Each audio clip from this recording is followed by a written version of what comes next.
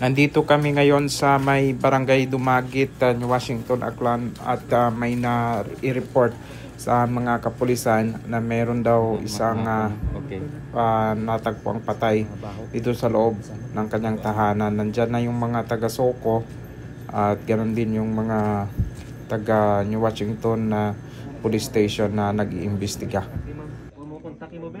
Sir, kasi pumunta man ko sa Serenity, diretso na ako. Di ba ang Serenity? Diyan sa may cemetery. Sige ma'am. Station na yun ma'am. Thank you. Pero sa initial advertisement ko nagsoko sa pamilya ay wak man nakita ang mga ninang na Tumawag sila sa barangay namin na sinasabi na mayroon silang na experience siya na umaamoy sa kanila.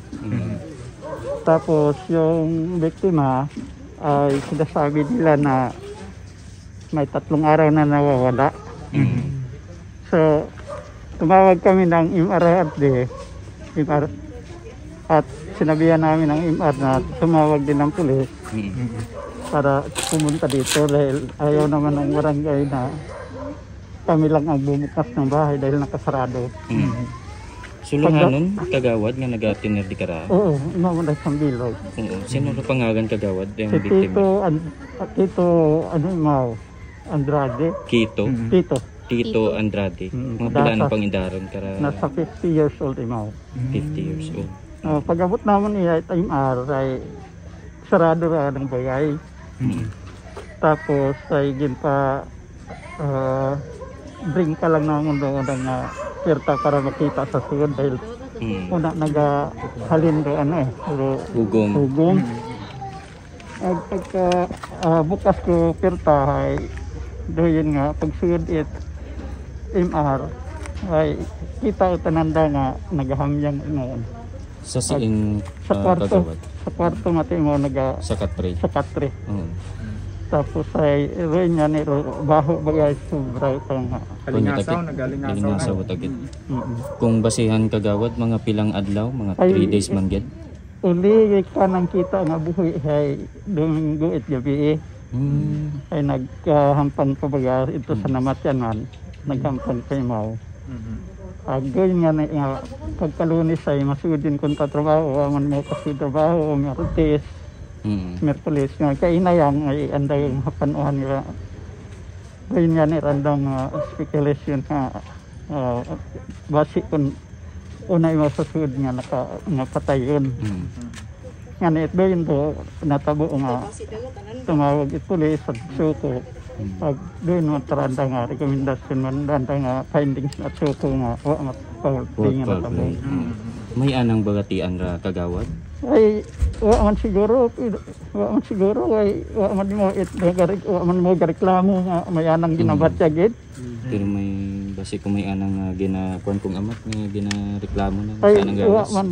wa man nakasayod pati nga ng mga pamilya ron ay wa man siguro gareklamo ay ra naman ng karon ay siyempre may mga barkada gayon na lang. Amat sulo imo kagawad sa anang bagay sin anang mga Ay pamilya ito yung ako kasayod kong sinda ng pamilya sa karon ay. mabuhay yung imaw naga-star ina. Tayo taga-riya mataron, taga-dumagit na. Pero may nakaabot matang pamilya na naiya kagawad? Oo, iyara ng hipag.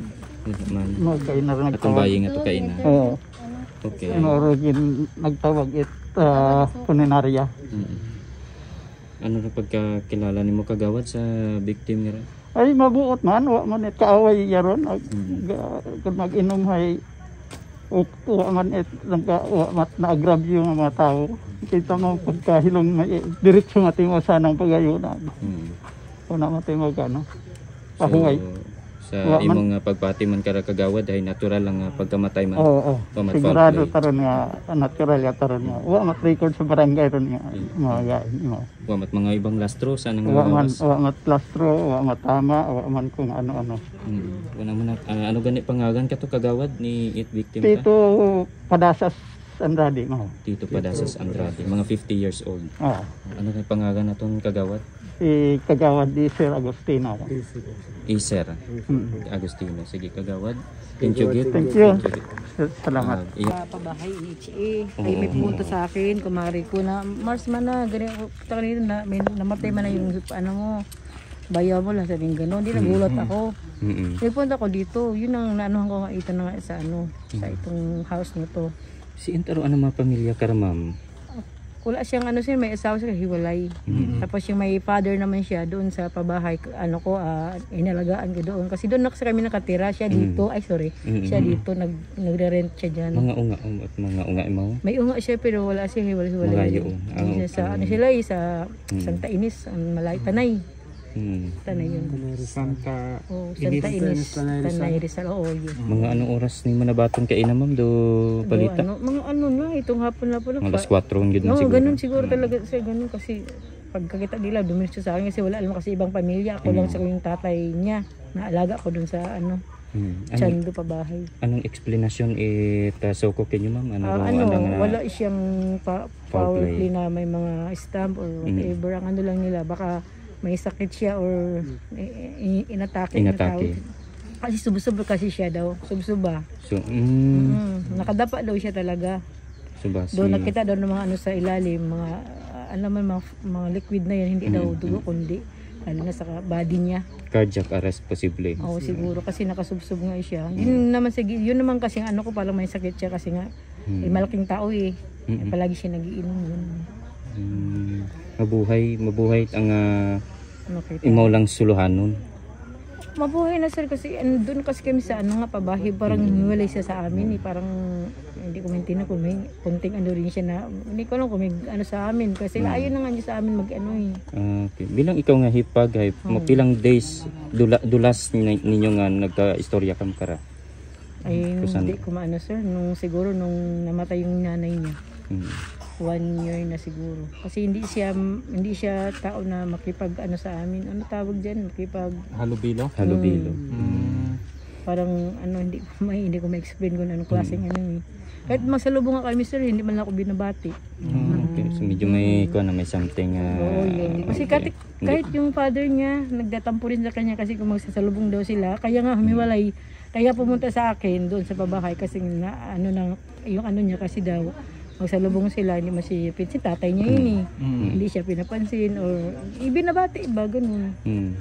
Paano ro makaroon ma'am si Enro Custodia makaroon after it pag proseso sa bangkay at biktima sino mo ihaya ra? Di ka lang sir, tulungan lang namon.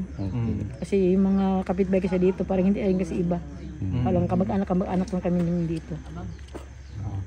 Sige pa. Ano yung pangalan ma'am? Marian Andrade. Legal age kuno imaw ng gihapon. Sino sa aton nga ni Washington PNP.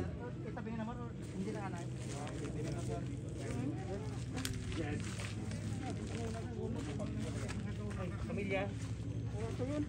Ma'am Marian